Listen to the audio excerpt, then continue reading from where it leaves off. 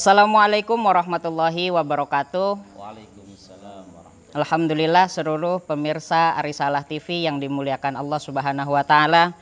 Pada malam hari ini kami kedatangan tamu yang sangat-sangat spesial dan istimewa. Yang pertama kami perkenalkan ada Ustadz Fajrul Munir. Assalamualaikum Ustadz. Waalaikumsalam. Sehat Ustadz kabarnya? Alhamdulillah. Alhamdulillah. Yang kedua ada Ustadz Selamat Taufik. Assalamualaikum Ustadz. Sehat Ustadz kabarnya? Alhamdulillah. Gimana puasa pada hari ini, lancar semuanya Ustadz ya? Alhamdulillah. Insya Allah pada malam hari ini beliau-beliau akan memberikan materi yang amat sangat membantu kita di tengah wabah pandemi corona ini dalam melaksanakan ibadah-ibadah di bulan Ramadan. Ustadz, ini banyak sekali fenomena-fenomena ketika tahun ini, karena Ramadan tahun ini kita rasakan sangat berbeda dengan Ramadan tahun sebelumnya. Betul Ustadz ya? Betul. Maka sebenarnya ini sudah hampir masuk sepertiga akhir Ustadz ya. Betul, 10 hari terakhir ini Ramadan. Betul. Maka bagaimana sih kira-kira, mungkin dari Ustadz Fajrul Munir dulu, untuk mempertahankan nilai-nilai ibadah Ramadan di 10 hari terakhir ini? Iya. Baik, Assalamualaikum warahmatullahi wabarakatuh. Alhamdulillah kita bisa berjumpa kembali dalam acara Arisalah Menjawab tentunya. Mudah-mudahan acara ini selalu senantiasa mendapatkan ridho dari Allah Subhanahu wa taala. Berkaitan dengan di 10 Ramadan terakhir ini, memang kita harus pahami betul kondisi ibadah kita Ramadan tahun ini jauh lebih berbeda dengan Ramadan sebelumnya. Karena di tengah-tengah kita mendapatkan cobaan dari Allah Subhanahu wa taala berupa wabah pandemi Covid-19 ini, ternyata satu sisi ada manfaatnya sekali. Manfaatnya bagi kita untuk bisa lebih bersama-sama lagi dekat dengan keluarga, untuk bisa beribadah bersama-sama, baik melakukan ibadah-ibadah yang sifatnya wajib maupun ibadah sifatnya sunnah. Nah, kebersamaan ini tentunya mempunyai nilai yang sangat luar biasa dalam kehidupan kita berkeluarga. Sehingga harapannya adalah di 10 hari terakhir ini, bagaimana kita mampu mempertahankan ibadah yang sudah kita lakukan, kebersamaan yang kita lakukan di dalam melaksanakan ibadah kepada Allah Subhanahu wa taala, untuk kita pertahankan nanti setelah Ramadan ini selesai. Jadi ini tantangan yang paling berat ini. Tantangan yang paling berat. Jangan sampai Ramadan berlalu kemudian akhirnya kita kendor lagi ibadah kita. Nah, maka kita harus pertahankan betul nilai-nilai ibadah Ramadan yang sudah kita dapatkan, kita aplikasikan di 11 bulan yang akan datang. Bagaimana kita bersama-sama melaksanakan sholat berjamaah, qiyamul lail, tadarus Al-Quran. Nah, kita pertahankan. Jangan sampai nanti Ramadan selesai, udah nggak tadarus lagi. Sholat berjamaah sudah jarang-jarang lagi. Nah, ini kalau seperti ini, maka kita rugi. Nah, maka pendidikan yang kita perlu di bulan Ramadan tidak akan ada dampak di dalam 11 bulan yang akan datang. Nah, ini yang harus kita pertahankan. Nah, ini memang sangat berat sekali. Artinya jangan sampai angin-anginan gitu ya. Betul. Kalau Ramadan aja rajin, kira udah selesai Ramadan, selesai juga. Penuh biasanya. Betul. Ini harus pertahankan dengan kondisi yang seperti ini. Ya, terima kasih Ustadz Munir. Ustadz Taufik mungkin bisa menambahkan sedikit tentang kiat-kiat mempertahankan ibadah ketika nilai-nilai Ramadan. Baik, terima kasih. Assalamualaikum warahmatullahi wabarakatuh. Waalaikumsalam warahmatullahi wabarakatuh. Pemirsa Arisalah TV yang berbahagia, Ramadan tahun ini dengan segala nuansanya tentu harus bisa kita manfaatkan semaksimal mungkin. Itu titik poinnya. Karena Ramadan itu kan seperti madrasah. Kita belajar. Seperti olahragawan ini training centernya. Tetapi perjuangan yang sesungguhnya bukan di Ramadan, tapi justru di 11 bulan pasca Ramadan. Maka bagaimana kita akan menerapkan nilai-nilai Ramadan di 11 bulan pasca Ramadan, dapat kita analisa dari bagaimana kita memanfaatkan Ramadan di tengah kondisi seperti ini. Nah, ini indah. Ada orang yang hebat di Ramadan, tapi gagal di luar Ramadan. Tapi ada juga orang yang di Ramadan biasa-biasa saja, tetapi di luar Ramadan luar biasa. Tapi lebih banyak yang stuck. Gimana itu maksudnya? Ramadan nggak Ramadan sama. Ini yang diingatkan oleh Rasulullah Shallallahu Alaihi Wasallam. Orang yang hari ini lebih baik dibandingkan hari kemarin, dia orang yang beruntung. Maka yaumuhu khairan min amsihi fahuwa rabihun. Yang kedua, kalau orang hari ini, tahun ini, bulan ini sama saja stuck seperti tahun kemarin, dia rugi. Bahkan kalau orang yang hari ini lebih buruk dibandingkan hari kemarin, maka dia termasuk orang yang celaka. Maka poin penting bagi kita untuk 11 bulan pasca Ramadan adalah bagaimana nilai-nilai Ramadan itu dapat ditumbuh kembangkan menjadi satu karakter pasca Ramadan 11 bulan yang akan datang. Itu poin yang sangat penting bagi kita semuanya. Saya kira itu, Mas. Nah, itu tadi subhanallah penjelasan hebat sekali dari para ustadz yang ada saat ini. Jadi kita kalau Ramadan ini nggak boleh sama ya sama sebelum Ramadan ya. Betul. Minimal ada peningkatan dari segi ibadah ya Ustadz ya. Baik, baik. Ustadz, ini begini Ustadz, fenomena saat ini kan corona udah kira-kira 2 bulan kita hampir PSBB ya, atau bahasa kasarnya tuh lockdown gitu ya. Walaupun tidak lockdown seperti di luar negeri pada umumnya yang sampai sama sekali tidak boleh untuk keluar rumah.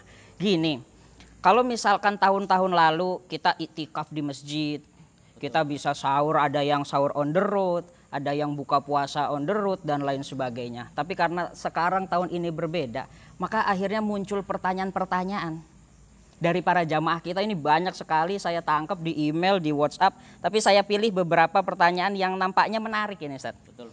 Mungkin ke Ustadz Fajrul Munir dulu ya. Ini ada pertanyaan dari Ibu Maimunah di Cibubur. Kemarin saya buka email, ternyata beliau menanyakan, Ustadz, karena biasanya saya dan keluarga iktikaf di masjid yang tergolong besar selama setiap hampir Ramadan, khususnya di 10 hari terakhir, dan sekarang tidak bisa melaksanakan iktikaf seperti tahun-tahun sebelumnya. Bagaimana tata cara iktikaf selama masa pandemi ini di rumah? Gitu Ustadz. Apakah boleh diganti iktikafnya yang tadinya di masjid jadi di rumah atau tidak, atau bagaimana Ustadz? Baik, terima kasih. Mungkin kita akan mendalami terlebih dahulu kaitannya dengan iktikaf itu apa. Iktikaf itu kan dari segi bahasa kan merupakan berdiam diri di masjid. Berdiam diri. Tapi dalam konteksnya ibadah, iktikaf itu adalah berdiam diri di masjid dalam rangka untuk takarub kepada Allah, mendekatkan diri kepada Allah Subhanahu wa taala. Berarti di sini ada stressingnya masjid. Nah, cuma persoalan saat ini di mana mungkin fenomena saat ini pemerintah menganjurkan untuk supaya kita lebih banyak beribadah di rumah. Mungkin banyak masjid tidak dibuka selebar-lebarnya sebagaimana Ramadan tahun yang lalu. Nah, ini jadi persoalan tersendiri bagi orang-orang yang biasanya kepengen itikaf di 10 hari terakhir ini. Nah, maka kalau selama masih memungkinkan kita bisa itikaf di masjid, tentunya mungkin dengan prosedur yang benar sesuai dengan protokol yang dilakukan oleh sudah disampaikan oleh pemerintah, oleh masjid-masjid, mungkin masih bisa dilaksanakan kalau itu bisa terpenuhi dan tidak ada menimbulkan bahaya. Tetapi kalau memang itu menimbulkan bahaya, karena mungkin nanti mungkinkan banyak orang yang juga sama punya niat yang sama untuk tikaf, saya kira kita bisa maksimal untuk ibadah di rumah, alangkah itu lebih bagus, lebih baik. Insya Allah nilai qiyamul lailnya akan sama. Sama kayak di masjid ya? Tidak harus, bukan berarti sama di masjid, tapi nilai ibadah kita untuk menghidupkan malam di 10 hari terakhir mempunyai nilai tersendiri. Karena Rasulullah SAW pernah bersabda, karena Rasulullah SAW bahwasanya adalah Rasulullah SAW idza dakhal asru, apabila masuk 10 hari terakhir di bulan Ramadan, kata Rasul, syadda mi'zaruhu, beliau mengikat kencang benar ikat pinggangnya. Artinya dalam artian di sini mungkin tidak menghubungkan suami istri, tetapi bagaimana dia fokus untuk beribadah kepada Allah Subhanahu wa taala. Kemudian wa ahya lailahu, menghidupkan malam. Nah, ini malam-malam terakhir di bulan Ramadan kita hidupkan. Nah, karena kita ini sekarang kondisi pandemi yang mungkin kita tidak memungkinkan untuk itikaf di masjid, kita bisa hidupkan malam di rumah-rumah kita. Nah, insya Allah nilai ibadahnya akan sama. Nah, kemudian diantaranya selain menghidupkan malam, kemudian yang disampaikan oleh Rasulullah SAW adalah di 10 hari terakhir mengajak keluarga kita. Aikodo alahu, membangunkan. Rasulullah selalu membangunkan keluarganya, istrinya, anaknya untuk beribadah bersama-sama. Dan ini bisa menumbuhkan kebersamaan juga di dalam keluarga. Bagaimana kita bisa beribadah bersama-sama dalam satu keluarga untuk menghidupkan malam-malam terakhir di bulan Ramadan.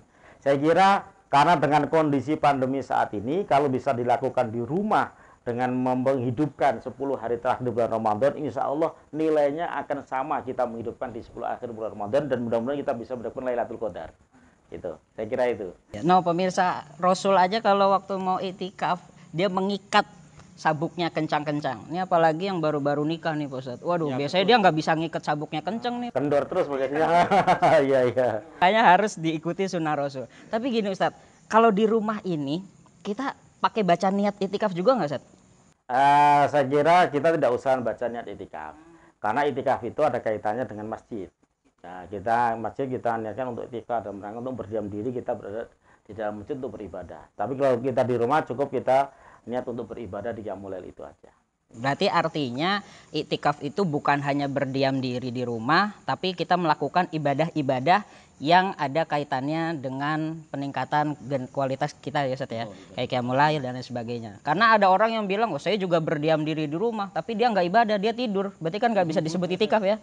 Nah itu. Atau main HP dan sebagainya. Mungkin bisa menambahkan sedikit kali. Ya, adanya iktikaf pada 10 hari terakhir Ramadan, esensinya adalah agar kita lebih fokus dalam beribadah. Maka kondisi pandemi seperti sekarang ini jangan sampai merusak esensi, mengganggu esensi ibadah kita untuk fokus di 10 hari terakhir bulan suci Ramadan. Walaupun tanpa iktikaf yang seperti semestinya di masjid begitu. Kita manfaatkan kondisi di rumah, di tempat kita, tapi kita tetap fokus beribadah di 10 hari terakhir Ramadan. Saya kira itu sebagai tambahan. Betul pemirsa, apa yang dikatakan Ustadz Fadzul Munir dan Ustadz Selamat Taufik, ini tentang iktikaf juga harus fokus. Karena walaupun di rumah saya rasa gangguan godaannya berat sekali Ustadz ya. Di situ ada HP, di situ ada televisi, ada game dan lain sebagainya. Beda dengan kalau kita iktikaf di masjid. Kemudian nih Ustadz, mungkin ke Ustadz Selamat Taufik ya. Saya dapat pertanyaan kemarin dari WhatsApp, ini dari Bapak Baharudin di Ciracas. Pertanyaan beliau adalah, biasanya Ustadz saya setiap tahun nggak pernah ketinggalan sholat Idul Fitri, baik di ibu kota maupun di kampung. Tapi karena sekarang saya nggak bisa pulang kampung dan tidak ada juga yang melaksanakan sholat Id di daerah sekitar saya, bagaimana Ustadz cara melaksanakan sholat Idul Fitri di masa pandemi ini? Boleh nggak bareng keluarga dan lain sebagainya?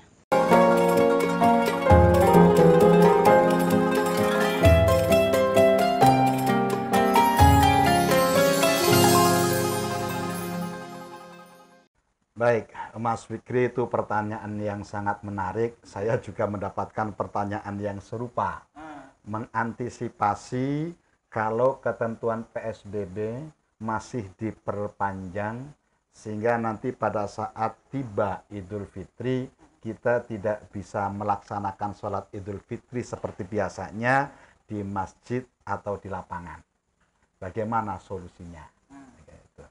Begini Mas Fikri dan para pemirsa Arisalah TV yang berbahagia, mari kita dudukan yang pertama hukum sholat Idul Fitri. Sholat Idul Fitri kan cara hukum sunnah. Artinya dalam konteks fikih, kalau kita melaksanakan kita mendapatkan pahala, apalagi ini sunnahnya sunnah muakkadah, tetapi kalau tidak melaksanakan tidak apa-apa, kita tidak terkena dosa. Tapi karena momentum ini setahun sekali datangnya, alangkah indah kalau kita bisa manfaatkan sebaik mungkin dengan melaksanakan sholat Idul Fitri. Tetapi karena kondisi, maka jangan sampai kondisi itu menghalangi kita untuk tetap beribadah. Karena Allah itu tidak menjadikan satu hukum, apalagi terkait dengan ibadah itu untuk memperberat hambanya, merepotkan dan menyulitkan hambanya. Pasti Allah akan berikan solusinya melalui Rasulullah SAW. Nah, terkait persoalan Idul Fitri di tengah pandemi, apabila nanti betul-betul kita tidak bisa melaksanakan sholat Idul Fitri di masjid atau di lapangan, sungguhnya kita juga tetap masih bisa melaksanakan sholat Idul Fitri di rumah kita masing-masing. Boleh berarti Ustaz, ya? Boleh, boleh. Tapi dengan catatan kita juga harus memperhatikan ya aturan main yang ada terkait dengan sholat Idul Fitri. Di antaranya sholat Idul Fitri kita laksanakan secara berjamaah. Karena sholat Idul Fitri juga terkait dengan khutbah Idul Fitri, kita juga harus siap ya untuk melaksanakan khutbah itu dengan ketentuan yang berlaku. Paling tidak begini, ketika kita melaksanakan sholat Idul Fitri, maka yang menjadi kepala keluarga, katakanlah bapak atau orang laki yang dewasa, jadikanlah sebagai imam sekaligus khotib apabila mampu. Sehingga dalam kondisi 10 hari terakhir ini bisa dimanfaatkan untuk berlatih, mempersiapkan diri menjadi imam sholat Idul Fitri sekaligus menjadi khotibnya. Ya, laksanakan sebagaimana kita melaksanakan sholat Idul Fitri di masjid. Tetapi ini tempatnya berada di rumah dengan jamaah yang terbatas. Bolehlah kita imamnya 1, makmumnya 3, paling tidak seperti itu. Jadi suami, anak, istri gitu ya. Itu sudah sangat memadai dan sah dalam konteks fikih melaksanakan sholat Idul Fitri walaupun tidak di masjid atau di tanah lapang. Masih bisa kita laksanakan dan tidak mengurangi esensi Idul Fitri itu sendiri sebagai ibadah sunnah muakkadah. Saya kira itu yang perlu saya sampaikan. Mungkin menambahkan sedikit. Seandainya terpaksanya, karena kita kan mayoritas keluarga Indonesia secara umum ini kan tidak semua kepala keluarga bisa untuk mampu khutbah dan sebagainya.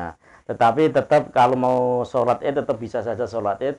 Kemudian tidak khutbah pun juga nggak apa-apa. Karena memang tidak ada kemampuan untuk melaksanakan khutbah. Karena kaitannya dengan khutbah sholat id kan berbeda dengan khutbah sholat Jumat gitu kan. Kalau khutbah sholat Jumat masih berkaitan dengan sah dan tidaknya sholat ya kan. Kalau khutbah sholat Idul Id kan, sholat Idul Fitri kan tidak ada kaitannya dengan sah dan tidaknya. Tapi masih bisa. Seandainya terpaksanya kepala keluarga nggak bisa khutbah, sholat aja 2 rakaat gitu aja cukup. Itu yang menamakan. Masuk bahkan kalau umpama yang bujangan, yang jomblo, ingin sholat Idul Fitri di rumah, udah laksanakan sendiri juga tidak menjadi masalah. Tidak harus selalu berjamaah. Artinya di dalam Islam itu banyak solusi dalam konteks ibadah terkait situasi dan kondisi apapun. Sehingga jangan sampai situasi dan kondisi yang ada mengurangi kita dalam beribadah. Iya. Karena kan beberapa waktu yang lalu nih, waktu Ramadan sekarang, saya dengar berita itu di salah satu Jawa nih, daerah Jawa, itu ada yang imamnya terawih di musola, makmumnya di rumah masing-masing gitu. Jadi artinya bagaimana kalau misalkan ada orang yang mau sholat Idul Fitri, nah kemudian dia tadi kan nggak bisa, nah, alhamdulillah ternyata nggak kalau misalkan nggak pakai khutbah juga nggak apa-apa ya. Nah, artinya nggak perlu deh kita pakai aplikasi Zoom gitu misalnya ya. Yang khotib di mana, yang makmum di mana, nggak usah Ustaz ya. Teknologi memang membantu. Tapi tidak setiap teknologi menjadi solusi dari setiap ibadah. Tentu namanya ibadah ada ketentuannya. Nah, selama tidak bertentangan dengan ketentuan yang ada, tentu tidak menjadi masalah. Gitu. Alhamdulillah pemirsa, super sekali jawaban-jawaban dari mereka ini. Tadi kaitan dengan iktikaf, kita bisa melaksanakannya di rumah tanpa harus melakukan niat, dan kita harus menjaga dari gangguan-gangguan seperti televisi, kemudian main game dan lain sebagainya, karena pelaksanaannya di rumah akan berbeda daripada melaksanakan di masjid. Kemudian tadi juga sudah dijelaskan kaitan dengan sholat sunat Idul Fitri, ini adalah hukumnya sunnah, yang mana kalau misalkan tidak dilaksanakan pun tidak apa-apa, tetapi kalau kita melaksanakan insya Allah mendapatkan pahala yang berlipat ganda dengan yang tadi sudah dijelaskan caranya oleh para ustadz kita ini. Alhamdulillah Ustadz, terima kasih sudah hadir di Talkshow Arisalah TV ini. Mudah-mudahan antum semuanya sekaligus keluarga antum juga selalu mendapatkan limpahan rahmat pahala dari Allah. Dan insya Allah mudah-mudahan kapan-kapan kalau ada waktu kita undang lagi Ustadz ya. Nggak bosan kan Ustadz di sini ya? Ya walaupun di mejanya masih kosong nggak apa-apa ya. Nanti kita di belakang panggung aja ya. Baik pemirsa Risalah TV yang dirahmati Allah Subhanahu wa taala. Dari saya Muhammad Fikriul Rahman sebagai MC di acara ini mohon pamit, mohon undur dan mohon maaf atas segala kesalahan dan kekhilaafannya. Wabillahi taufiq wal hidayah. Wallahul muwaffiq ila aqwamit thoriq. Wassalamualaikum warahmatullahi wabarakatuh.